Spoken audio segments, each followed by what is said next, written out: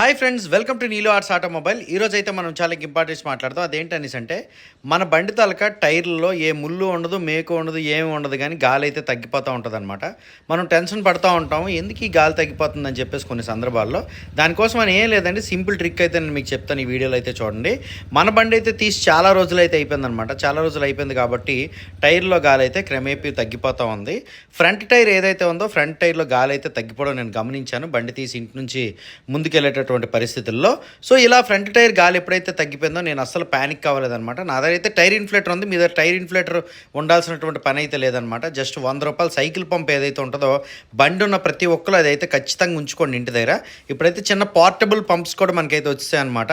చేత్తో జస్ట్ కొట్టేయచ్చు, కాలుతో తొక్కేయచ్చు, రకరకాల విన్యాసాలతో కూడినటువంటి పంపులు అయితే స్క్రీన్ మీద కనబడుతున్నాయి కదా, అవైతే మీరు ఇంటి దగ్గర ఉంచుకోండి. ఇంటి దగ్గర ఉంచిన తర్వాత, ఎందుకంటే ట్యూబ్లెస్ టైర్ అయినప్పుడు కూడా మనం గాలి కొట్టకుండా తిప్పామనుకోండి, తిప్పితే టైర్కి ఏ ప్రాబ్లం ఉండదు. కాకపోతే ఏంటంటే ఈ రిమ్ ఏదైతే ఉంటుందో అది బెండ్ అయిపోయేటటువంటి అవకాశం ఉండొచ్చు, లేదా కొన్ని సందర్భాల్లో గట్టి గోతుల్లో దిగామంటే ఇరిగిపోయేటువంటి అవకాశం ఉండొచ్చు, లేదనేసంటే ఈ రిమ్ తాలూకు ఎడ్జ్ ఏదైతే ఉంటుందో దాని మొత్తం కూడా పెయింట్ ఊడిపోయేటువంటి పరిస్థితి అయితే ఉండొచ్చు అనమాట. దానికోసం చెప్పేసి మీరు ఒక సైకిల్ పంప్ అయితే ఉంచుకోండి. సైకిల్ పంప్తో గాలి కొట్టండి. నేనైతే అగారో టైర్ ఇన్ఫ్లేటర్ అయితే యూజ్ చేసి టైర్లు అయితే గాలి 33 PSI అయితే పెట్టి, నేను బైక్కి షిఫ్ట్ చేసి 33 PSI పెట్టి గాలి అయితే కొట్టడం జరిగిందనమాట.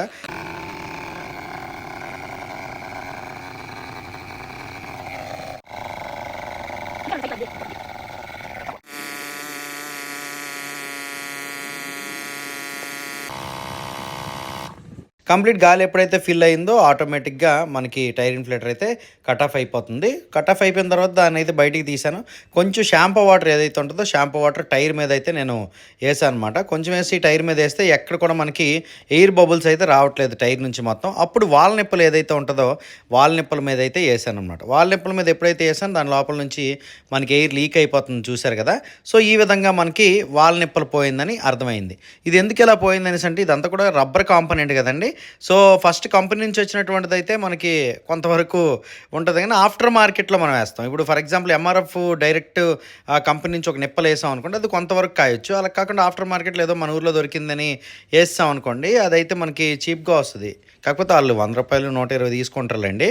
సో ఇది మనం వేస్తామంటే ఖచ్చితంగా అది పొటికిపోద్ది అనమాట. ఎండకైతే పొటికిపోద్ది.